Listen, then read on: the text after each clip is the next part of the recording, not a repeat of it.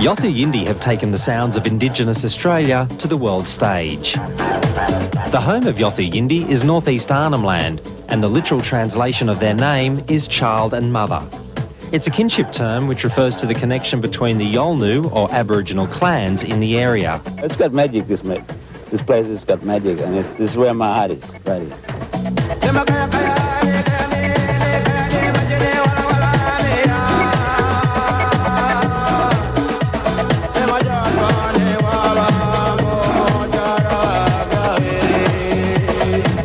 Mundawoi Yunipingu, who was a teacher at the time, formed the band in 1986 after performing some of his songs on stage in Darwin.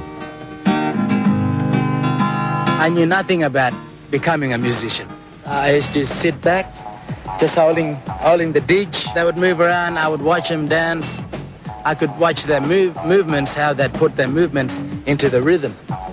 I knew nothing about singing. I couldn't even sing a tune. I mean, I could have singing some cover songs, but never actually sung a song that was written by Mundawoi Yunipingu before. From the beginning, Yothu Yindi combined two very different cultures. They mixed the sounds of Western rock music with traditional songs and performances that were tens of thousands of years old. Guitars and drums were crossed with clapsticks and didgeridoos. White man is always looking for something different, and something new. So, we thought we'll give you 40,000 years of our culture and mix it with today's contemporary society.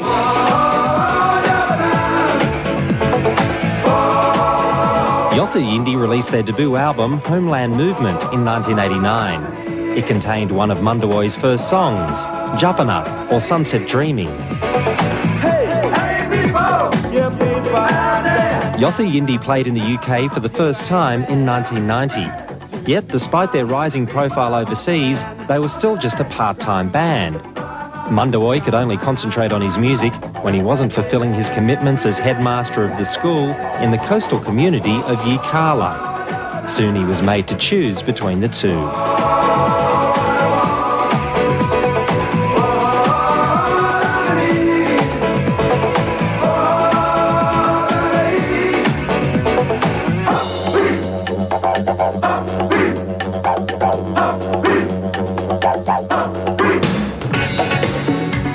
The breakthrough for Yothu Yindi came with the single Treaty. It was the first hit by an Aboriginal band in Australia, making the top 20 in 1991 and remaining in the charts for 22 weeks. Back in 1988, all those talking politicians. When Prime Minister Bob Hawke then visited Northern Territory in 88, and he said there shall be some treaty between black and white Australia, and that struck me at that point in time. So I thought about it, and then the following year afterwards, everything seemed to have died down. So I thought, when Paul Kelly visited me that particular time, we talked about this issue, and I asked him at that point in time, I said, I want to write a song that is centered on treaty. So we started playing around with some lyrics, and my lyrics at that time was that I heard it on the radio, and I saw it on the television, but where is it, Where's the treaty? Treaty was voted Song of the Year at the APRA Awards, and it also picked up an award for songwriting from the Human Rights Commission. The video, which was shot in Arnhem Land, won awards both here and in the States.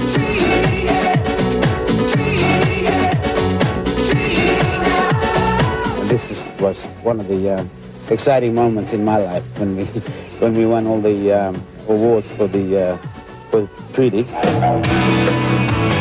All this led to the huge success of Yothu Yindi's second album, Tribal Voice. Inside my mind there's a tribal voice. Well, it was huge in a way because we didn't quite know that we were going to end up in that situation.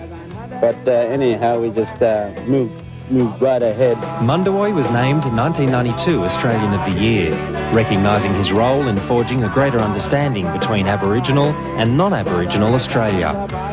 It was an honour also bestowed upon his brother and fellow band member Galleroy back in 1978.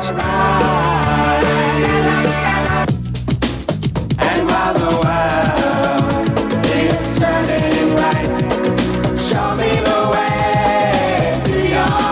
Now a full-time concern, Yothu Yindi recorded their third album in between tours here and overseas. Freedom featured the singles World Turning and Dots on the Shells, co-written with Neil Finn. Concerts in Australia, Papua New Guinea, Europe, the UK, North America and Japan followed in 1994. Yothu Yindi have always tried to share their culture with the rest of the world.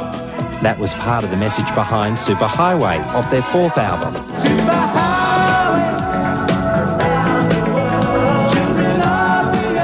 What we want to do is we want to take it the next level, I think, because in its own way, I think it's opened new horizons for us. At home, Yothu Yindi has continued to fight for Aboriginal land rights. It was a cause that Mundawoi's father fought hard to put on the national agenda back in the 60s and 70s. This is what we're trying to say and tell non-Aboriginal people is that our culture can be part of your image and part of Australia as well.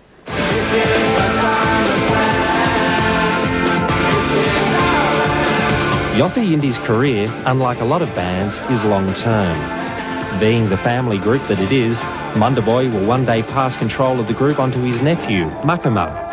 The music will hopefully continue to inspire greater understanding of Aboriginal culture.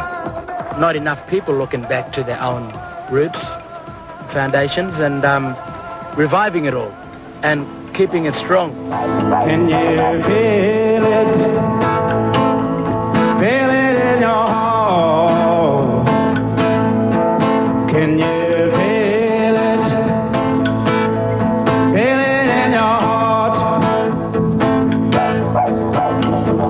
Sadness.